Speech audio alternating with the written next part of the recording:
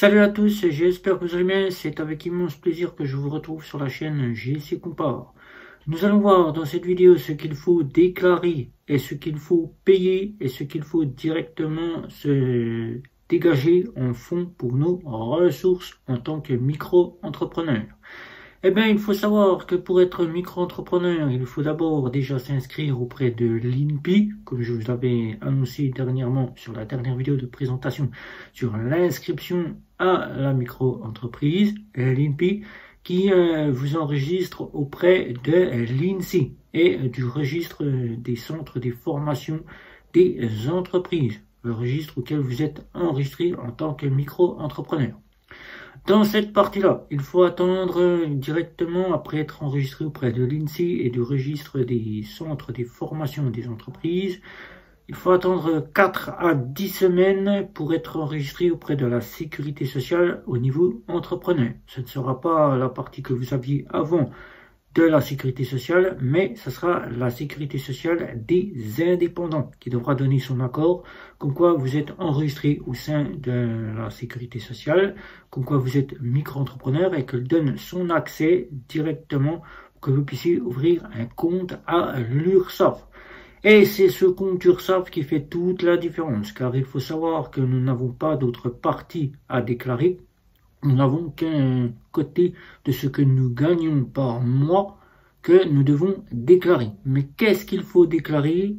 Qu'est-ce qu'il faut que nous payons en cotisation? Et quelle est notre ressource que nous allons percevoir? Car il faut savoir que là, pour un auto-entrepreneur, maintenant appelé micro-entrepreneur, il ne gagne pas de salaire comme un salarié, mais il gagne un chiffre d'affaires. C'est ce chiffre d'affaires qui fait toute la différence et qu'il faut déclarer à l'URSSAF. Et c'est ce que nous allons voir maintenant à partir de l'URSSAF une fois que votre compte est déclaré. Une fois que votre compte est ouvert, déclaré, il faut attendre d'avoir reçu votre premier chiffre d'affaires. Et une fois que votre premier chiffre d'affaires est pris et mis en valeur, il faut déclarer à l'URSSAF son chiffre d'affaires. Mais qu'est-ce qu'il faut déclarer? Comment faut-il le déclarer? Et qu'est-ce qu'il nous revient pour faire notre ressource de ce que nous gagnons? Eh bien, c'est tout de suite, nous se retrouve directement à l'URSSAF. Alors, on se retrouve ici, je vous présente ici le site de l'URSSAF pour les micro-entrepreneurs, car vous aurez plein de différences avec les SASU et les entreprises et les SAS qui n'auront pas le même passage, car là, ici, c'est dédié aux micro-entrepreneurs. Donc, je vous montre ici. Là, ici, mes échéances ne sont donc pas en cours, donc je ne peux pas vous montrer comment ça se passe sur l'URSSAF. Vous allez voir à travers l'ADI.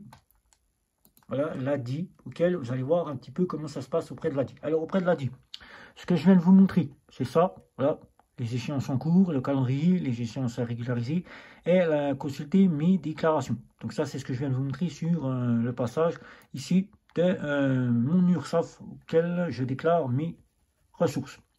L'accueil, ici, pour créer votre compte une fois qu'il est fait, vous l'avez comme ceci. Voilà, je vous montre. Voilà, vous avez tout ceci pour une fois que votre compte est ouvert. Voilà.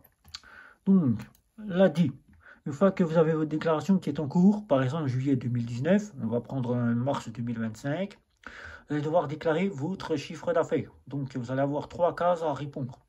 Suivant votre activité, si vous faites de la prestation de service, vous serez en BIC. Donc, vous aurez le BIC qui sera signé ici. Donc, vous mettez ici votre chiffre pour le BIC. Là, ici, si vous faites de la prestation de service commercial ou artisanal, vous mettez artisanal ou commercial selon votre activité. Ça sera réservé à ceux qui font du Uber Eats ou bien qui font outre artisanal.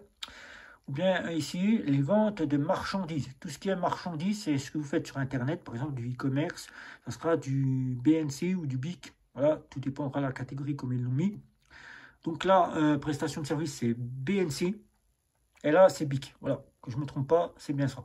Donc là, ici, vous devrez déclarer votre chiffre d'affaires de vente commerce sur Internet si vous faites de l'e-commerce.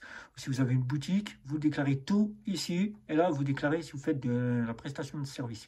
Ça peut être du médical, prestation de service. Ça peut être du YouTube. Ça peut être tout un tas d'autres professions qui se résorbent à la prestation de service. Donc, vous mettez ici. Et là, pour la vente, c'est ici. Pour le reste, c'est pour tous les métiers du bâtiment, commercial en rapport avec le bâtiment, etc., etc. Vous faites suivant. C'est très simple, vous faites suivant ici. Et là, vous allez devoir avoir votre chiffre de pourcentage qui va se mettre en place. Voilà, le pourcentage qui va se mettre en place. Voilà. Alors, donc, il faudra bien calculer votre tarif, parce que c'est ça qui va faire toute la différence si vous faites de la vente, si vous êtes en prestation libérale, pour facturer vos clients. Parce que vous allez devoir facturer vos clients par rapport au pourcentage que vous payez en micro-entreprise. Donc si vous faites de la prestation de service, vous devriez faire sur du 5,50 pour les tarifs. Si vous faites du social, ça c'est pour les entreprises, ça ne nous intéresse pas. Et si vous faites de la vente de commerce, il faudra bien prendre le taux pour pouvoir vous baser sur le taux pour pouvoir facturer vos clients. Voilà. Donc ensuite, une fois que c'est fait, vous avez rempli cette case-là, ils vont vous donner le chiffre de ce que vous allez payer. Il faut vous donner le chiffre en libéral si vous faites du libéral, parce que vous payez. Donc le libéral, ça sera entre les deux là, prestation de service là. Si vous avez l'ACRE, voilà. Vous allez devoir donc avoir le crédit si vous avez un crédit en cours, ce que vous avez déjà payé. Et si là, vous avez déclaré, vous avez votre paiement qui va être mis ici. Voilà, votre total que vous allez devoir payer. Ensuite, vous validez. C'est très simple. Ils vont vous redonner ici ce que vous avez de la totale de la déclaration. Et ce que vous allez payer ici. Donc là, vous n'avez rien à faire. Sur l'URSSAF, c'est très simple, c'est ça. Ensuite, là, ils vont vous donner votre mode de paiement que vous pourrez choisir. Vous pourrez choisir votre mode de paiement. Donc là, il y en a qui payent avec Trésor SAS. Donc, vous payez avec la carte bancaire ou bien vous payez avec votre mandat de prélèvement de votre compte entreprise. Donc, vous payez via ce mandat. Le mandat ne sera pas débité de suite puisqu'il faut compter 30 jours pour que votre mandat soit pris en charge. Vous déclarez le 1er mars, vous payez le 2 avril. Donc là, ça vous laisse un mois pour avoir les fonds nécessaires pour pouvoir payer votre URSSAF. Donc là, une fois que c'est fait, vous devez télécharger absolument votre justificatif qui va mettre en valeur votre chiffre d'affaires qui sera votre fiche de paye. Puisqu'il faut savoir qu'en micro-entreprise, vous n'avez pas de fiche de paye puisque vous n'avez pas le statut de salarié. Vous êtes indépendant, vous êtes seul. Donc, ce qui justifie votre salaire, c'est le chiffre d'affaires. Donc, le chiffre d'affaires moins ce que vous payez de l'URSSAF. Voilà. Donc, une fois que vous avez déclaré votre chiffre d'affaires, plus ce que vous avez déclaré, l'URSSAF du chiffre d'affaires, eh ben, vous avez votre téléchargement de justificatif à déclarer. À déclarer auprès de tout organisme qui vous le demanderont, il faudra le télécharger. Voilà, le télécharger. Ensuite, la déclaration mensuelle du chiffre d'affaires, c'est ça que vous allez recevoir. Ça sera votre fiche de paye du mois. Votre fiche de paye du mois qu'il faudra bien sûr garder sur vous pour en avoir une tous les mois pour que vous puissiez justifier en cas de besoin. Il n'y a pas de fiche de paye, il n'y a rien du tout. C'est juste comme quoi vous avez déclaré un chiffre montant à payer et votre cotisation. Voilà, 119. Votre cotisation. Donc là, comme je vous ai présenté ici, ça c'est directement le côté de votre fiche de salaire. Donc là, c'est votre salaire qui va être pris en compte là ici. Donc votre salaire, c'est votre chiffre d'affaires. Puisqu'en micro-entreprise, vous n'avez pas de fiche de paye à vous faire. Vous êtes entrepreneur, vous gagnez qu'un chiffre d'affaires. Donc ici, vous allez déclarer ici votre chiffre d'affaires sur le compte de l'URSSAF, comme je vous ai présenté ici. Voilà, à travers l'ADU. Voilà. Ensuite, vous allez devoir télécharger votre justificatif mensuel, qu'il faudra bien garder, qui en cas où on vous demandera de justifier de vos ressources mensuelles, et bien là, vous avez votre chiffre d'affaires qui sera noté ici, vous gagnez 119 €, voilà, et vous avez payé qu'un 1 € de l'URSSAF, voilà. Donc là, c'est très simple, l'URSSAF, il n'y a pas grand chose à faire pour faire par rapport à une entreprise, juste à déclarer son chiffre d'affaires, comme je vous ai montré ici. Là, voilà, vous aurez juste à déclarer votre chiffre d'affaires dans l'une des 3 parties que vous aurez ici, selon votre activité ici. C'est tout ce que vous avez à faire. Et à télécharger votre justificatif de l'URSSAF qui prouve comme quoi vous avez déclaré un chiffre d'affaires mensuel qui vous sert de fiche de paye. Mais il faut savoir que vous n'en avez pas. Voilà. Donc, comme vous avez vu, vous avez pu voir la déclaration de l'URSSAF via le site de l'ADI, puisque moi, la mienne, je ne suis pas encore dans les dates pour pouvoir déclarer ma déclaration à l'URSSAF. C'est très simple, il n'y a pas grand-chose à faire, juste à remplir la case correspondante à votre activité. Si vous avez plusieurs activités, vous remplissez la case qui s'affiche sur la catégorie de l'URSSAF. Ça peut être une partie BNC ou BIC. Plus principalement, ce sont les deux catégories que nous remplissons. BIC, c'est pour tout ce qui est du commercial, tout ce qui est de la vente, et le BNC, c'est pour tout ce qui est de la profession libérale. Donc, une fois que vous avez rempli ces deux cases, l'URSSAF calcule pour vous ce que vous allez devoir payer en cotisation. Les cotisations, je rappelle ici que c'est la sécurité sociale, le chômage, la retraite. Donc, vous voyez, vous payez les mêmes cotisations qu'un salarié. Mais une fois que vous avez déclaré, vous devez télécharger votre justificatif pour que votre justificatif prouve que vous avez un salaire, un chiffre, je parle d'un salaire puisque c'est votre chiffre d'affaires qui fait office de salaire. Mais comment faire pour vous dégager un salaire? Un salaire, il faut savoir que vous allez devoir déduire déjà d'une part l'URSSAF.